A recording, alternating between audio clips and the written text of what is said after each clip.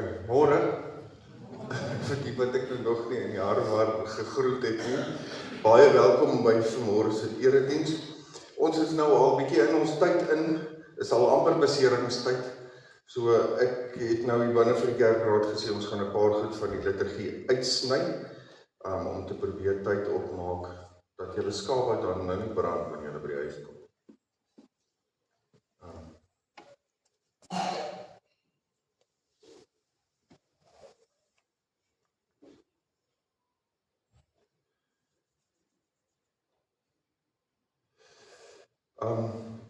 Ons gaan nie hierdie voorsang doen nie, ons wil net 'n toetrede lied sing, asseblief Leonard, die lied 526. So ons gaan direk na die aanvangswoord, asseblief Estie. Nee, terug. Nog een, daar sy, dankie. Dat ons net rustig raak. Net gou op hoogte bring, ons het daar nou op 'n spineboard gesit, dat sy van die koue af is, en dat sy daar 'n bietjie gemakliker lê, en gepak met warm sakke, die ambulans is op pad. En sy's okay. Is nou maar 'n bietjie trauma en daai dinge, maar sy sal okay wees. Alright, ons aanvangswoord, Psalm 18, vers 3 en 4. Die Here is my rotsvesting, my bergskuiling, my bevryder. My God is my rots by wie ek skuil, my skild en die horing van my redding, my toevlugsoord. Die een wat geloof moet word, roep ek uit, is die Here, en van my vyande word ek verlos. Meere gelowiges, ek groet julle in die naam van God die Vader, God die Seun en God die Heilige Gees. Ek gaan 'n paar oomblikke gee vir stil gebed. Kortheid, laat ons almal net rustig raak, ek ook. En dan gaan ons oorgaan na ons toetrede lied, lied 526, waar daar liefde is, ons in die Afrikaans, en dan die Latyn, en dan weer die Afrikaans. Kom ons raak rustig.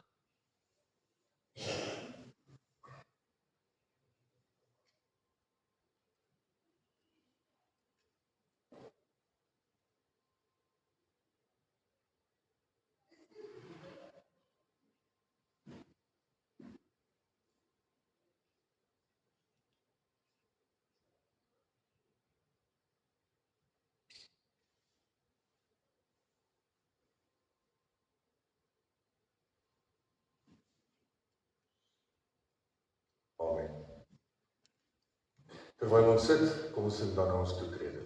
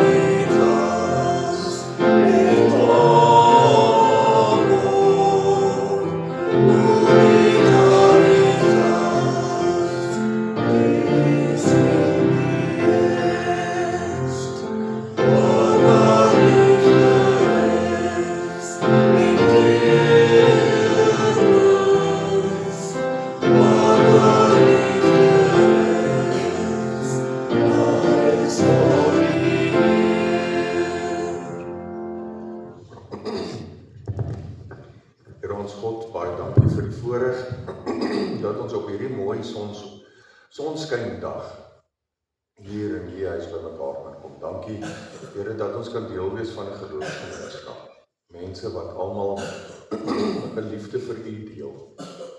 En dat ons as 'n uitgebreide familie, 'n verlengde gesin in Christus, by mekaar kan kom vanmôre, om saam met mekaar rondom U woord te kan vergader, saam te kan dink daaroor, en Here, daaruit ook U gesamentlik te kan loof en prys.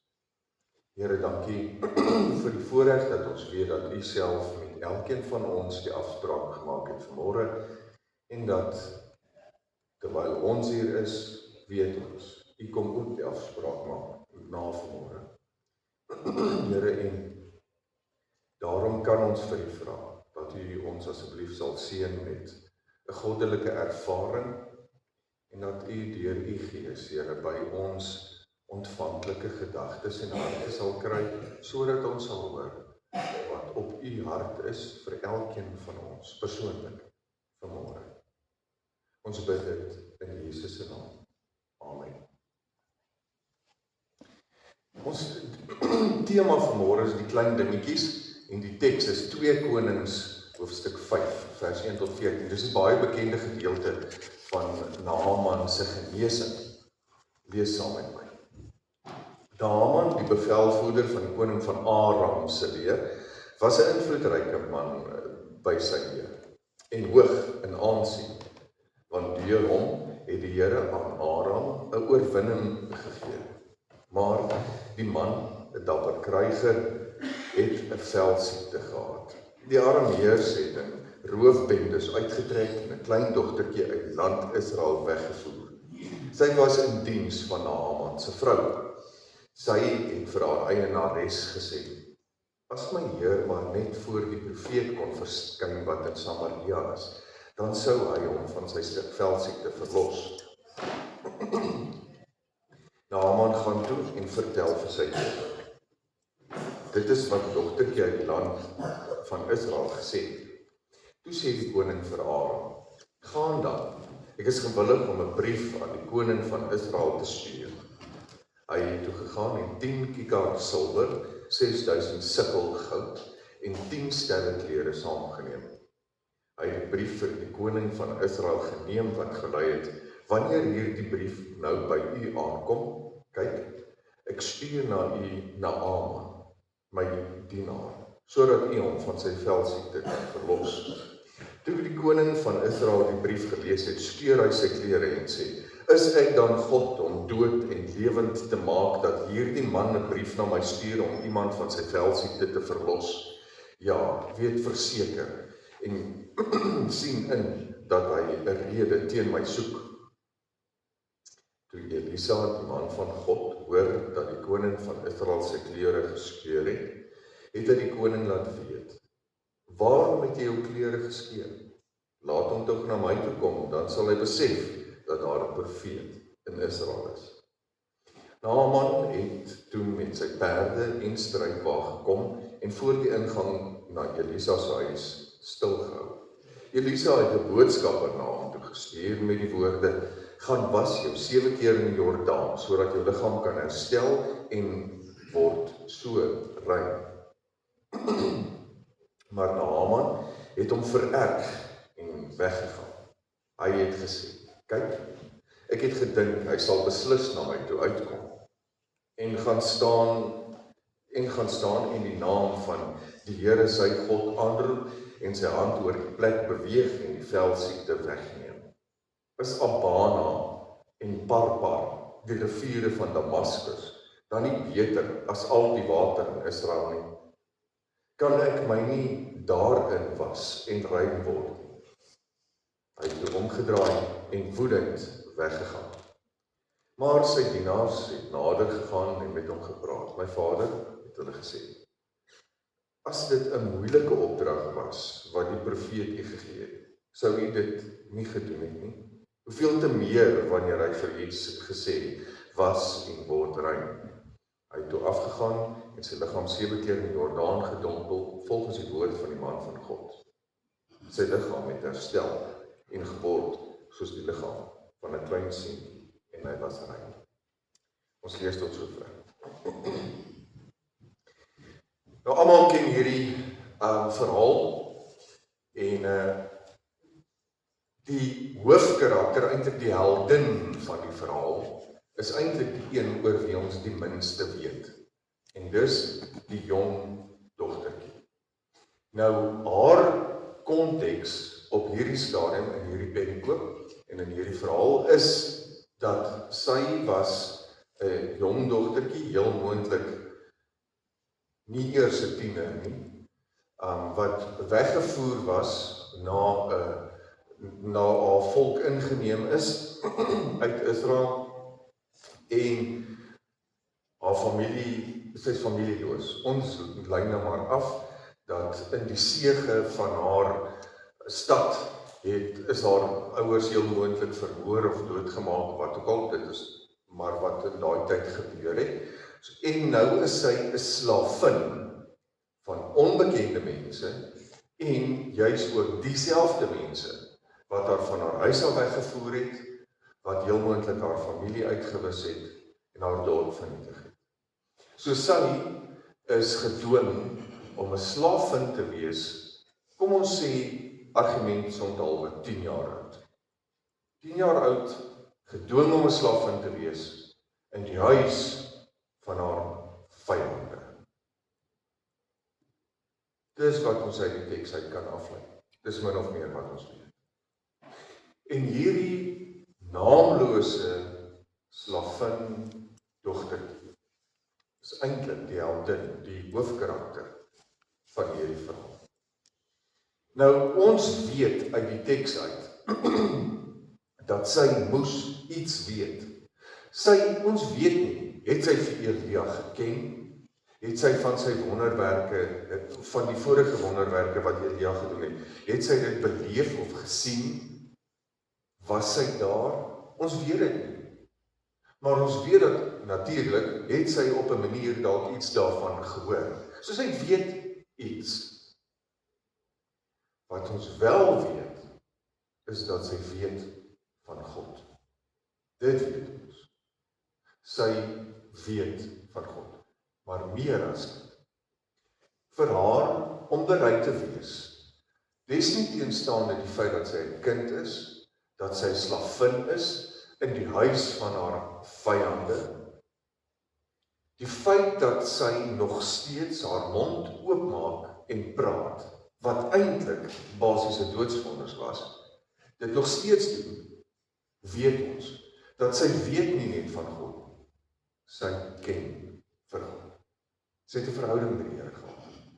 Want slegs op grond van die feit dat sy 'n verhouding met die Here het, sal sy genoeg durf gehad het, om as 'n dogtertjie, naamloos, slavin, haar mond sou oopmaak, en 'n generaal, hoog aangeskrewe, geprysde, baie bekende, populêre generaal, dat sy vir hom sou raad gee. Dit was eintlik 'n doodsvonnis vir haarself.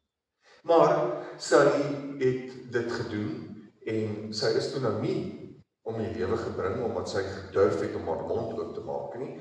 En die raad het toe nou uiteindelik by Naaman uitgekom, en nou ken ons die verhaal verder.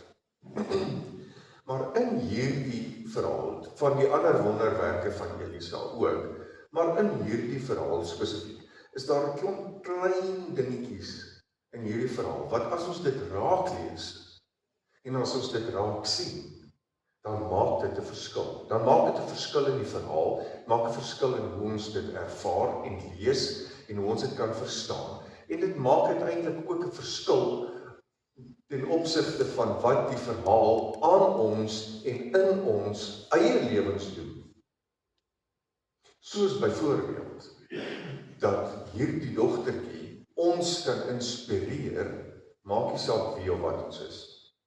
Al is jy nou 'n hoog aangeskrewe, populêre, gesiene leier, kom ons sê nou maar man, in die gemeenskap, kan hierdie naamlose slavin dogtertjie jou heel moontlik inspireer om iets met jou eie lewe te doen, soos wat sy gedoen het. Ons in ons Afrikaner kultuur het ook 'n voorbeeld van so 'n verhaal. Racheltjie de Beer. Ons weet ten minste wat haar naam en haar van is, en ons ken haar konteks. Maar dit kom op baie dieselfde neer. 'n Klein dogtertjie wat 'n verskil gemaak het. En vandag nog steeds vertel ons daai verhaal. Hierdie dogtertjie, die Joodse slavinnetjie, het 'n verskil gemaak. En vandag lees ons nog steeds hierdie verhaal. Inteendeel, dis een van die verhale wat ons oorvertel in die sonnaarskoolklas, of 'n huisgodsdienst by die huis. En die dogtertjie, in dit wat sy sê, daai kort sinnetjie, gee sy 'n klomp detail weer, wat nie noodwendig daar gestaan is. Ek het al voorheen ook gesê, ons moet baie mooi lees, dit wat nie daar staan. Nou, in hierdie geval dieselfde. Die inligting van hierdie dogtertjie is beperk, soos wat ons nou vir mekaar gesê het. En dan, die volgende ding is dat daar staan, hy moet gaan bad in die rivier. Nou, dis vanselfsprekend eintlik. Hoopelik het ten minste almal van julle of gisteraand of vanoggend gebad. So, wag nie by die kinders hoor, het julle gebad en gestort. Well, actually, okay. Ook net op Saterdag en Sondag vir kerk, net die res van die week moet jy maar net afstof. In 'n geval, hy moet gaan bad in die rivier. Dis eintlik vanselfsprekend. Maar wanneer Elisa vir hom sê hy moet gaan bad in die rivier, nou moet hy in die Jordaan rivier gaan bad, wat hy beskou as baie lou-klaas in vergelyking met die riviere en die water waar hy vandaan kom. Nee, hy moet gaan bad, hy moet net gaan skoonkom. Nou ons neem dit as vanselfsprekend dat iemand hulle self reinig, maar in dit wat Elisa vir hom sê, sê hy vir hom iets meer. Sien, daar staan, word so rein. Dis Elisa se woord. Word so rein beteken iets meer as net kom skoon. Want Elisa het heel moontlik geweet dat in die proses, wanneer hy van sy velsiekte wat ons aflei melaatsheid was, dat hy genees word daarin, dan gaan hy God leer ken, wat hy toe nou gedoen het aan die einde van die verhaal. Dat hy God leer ken. En op so 'n manier word hy rein, geestelik. Want skielik weer lê hy al sy godsdienst, al sy geloof, dit waarmee hy gewoond geraak het, groot geword het, hy weer lê dit. Hy sê dit, stel dit op sy. Gaan lees die res van die verhaal.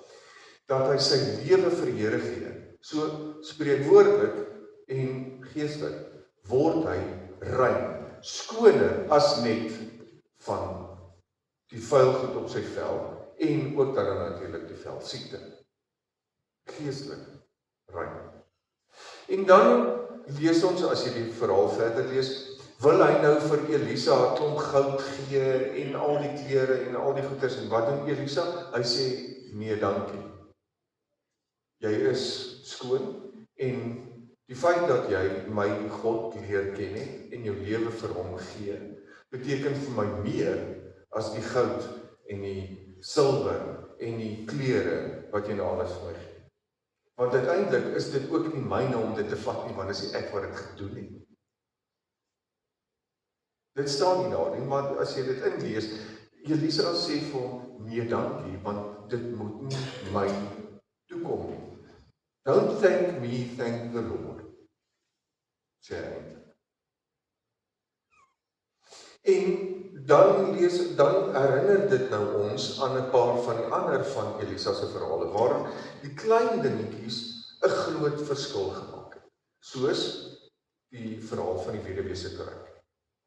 Dis olie en dis 'n klein kruik. Dit was 'n wonderwerk wat ons vandag nog steeds vir mekaar vertel. Dieselfde met die brood by die ete vir die 100 mense. En so is daar 'n klomp voorbeelde, juis in Elisa se verhaal en bediening, dat daar 'n klomp klein dingetjies wat gebruik is om uiteindelik 'n reuse groot impak te maak. En Elisa leer ons leer deur sy bedieningsverhaal, dat God wonderwerke laat gebeur deur gewone, alledaagse goed te gebruik. En daarbij word jy ingesluit. Jy is ook gewoon en alledaags. Ek ook, almal van ons is. Dink net vir 'n oomblik daaroor na. Maak nie saak wat jou naam is, hoe groot jou grond is, wat 'n trekkers jy ry, hoeveel beeste jy het. Dit maak glad nie saak. Kyk, as jy 'n Toyota Land Cruiser ry, dan sê daar nog baie vlak, maar dit maak eintlik niks saak. Jy is maar gewoon en alledaags. Almal van ons sien elke dag mense, en jy's 'n mens, so jy is eintlik, jy is uniek, moet my nie verkeerd verstaan nie. Ek vat nou nie daai goed weg nie, maar vir die doel van die gesprek, is jy alledaags en gewoon. En as God gewone, alledaagse dinge kan gebruik, om wonderwerke te laat gebeur, 'n dogtertjie, naamloos, jong, slaffin, kan gebruik. Hoeveel te meer dan nou nie jy ook. Hoeveel te meer dan nou nie jou gebruik, om in iemand se lewe op 'n klein manier aan te raak, so dat dit daardie persoon se lewe verander. Al is dit net in die oomblik.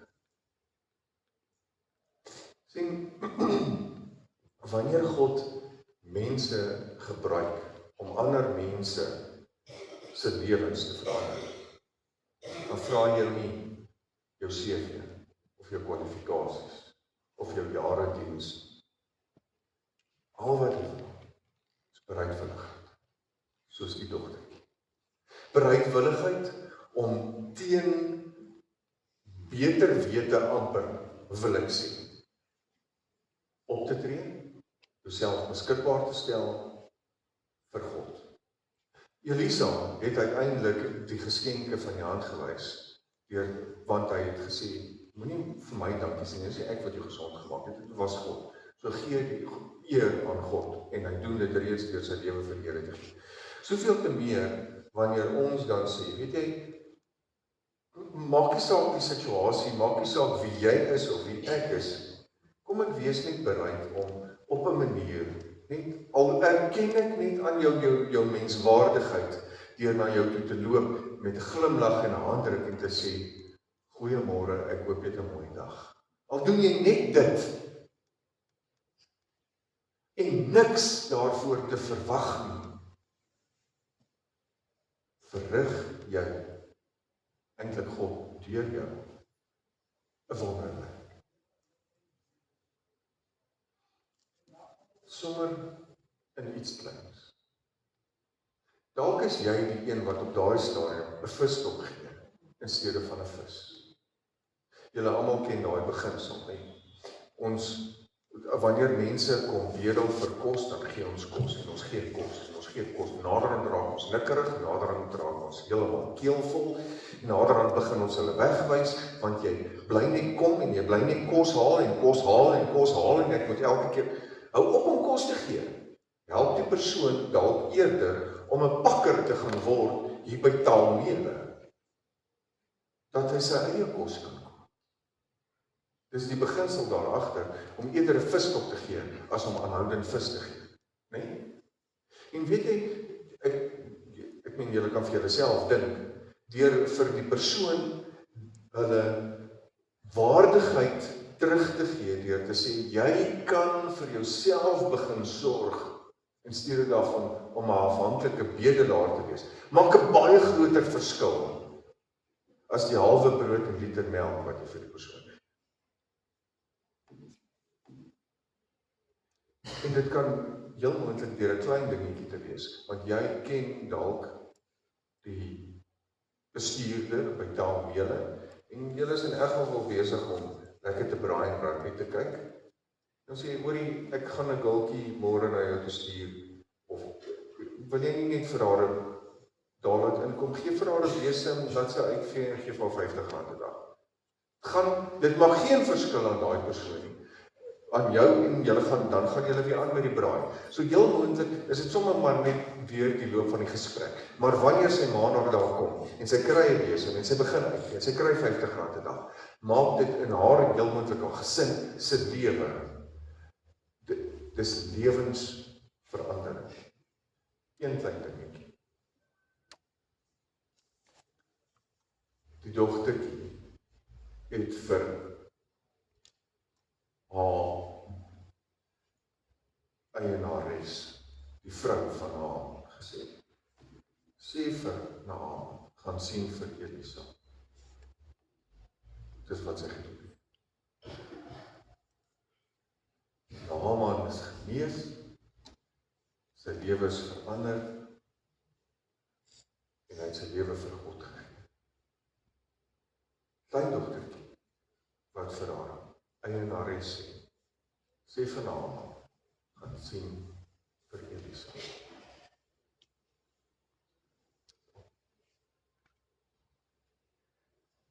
Daar kan jy vandag, môreoggend, ook vir iemand sê, gaan sien vir Elisa. Net dit.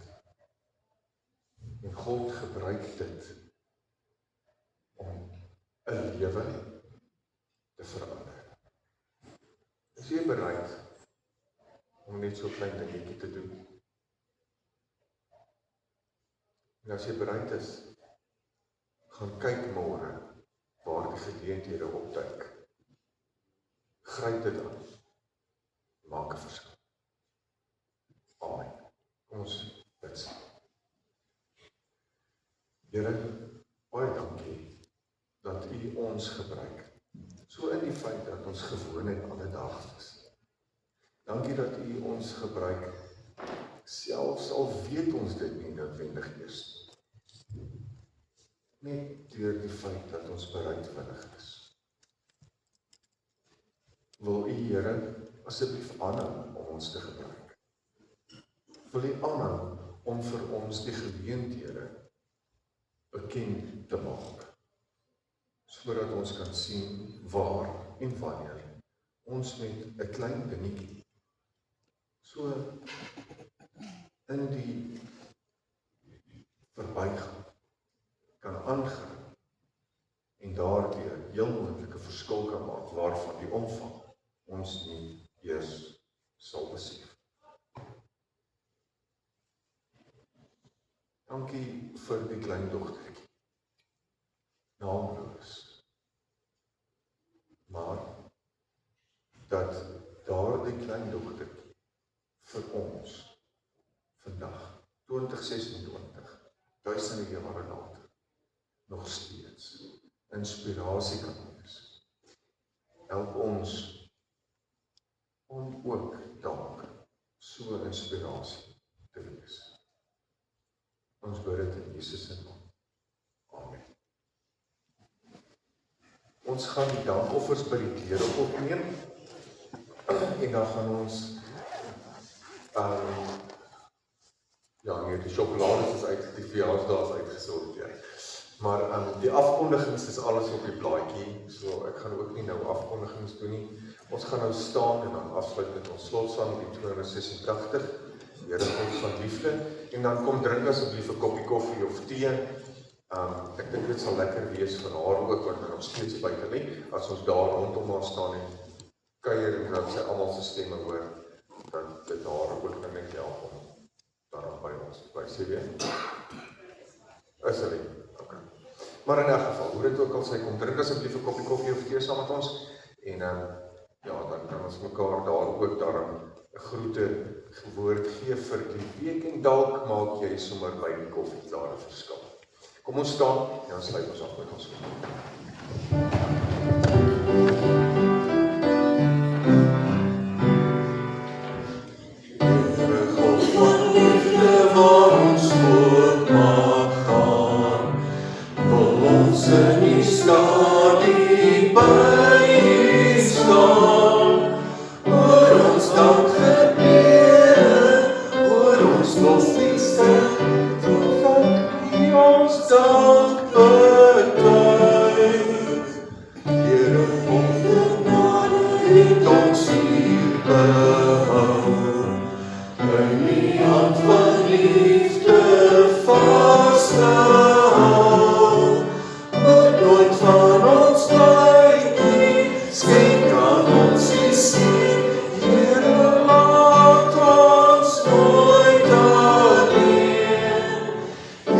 Jesus, laat ons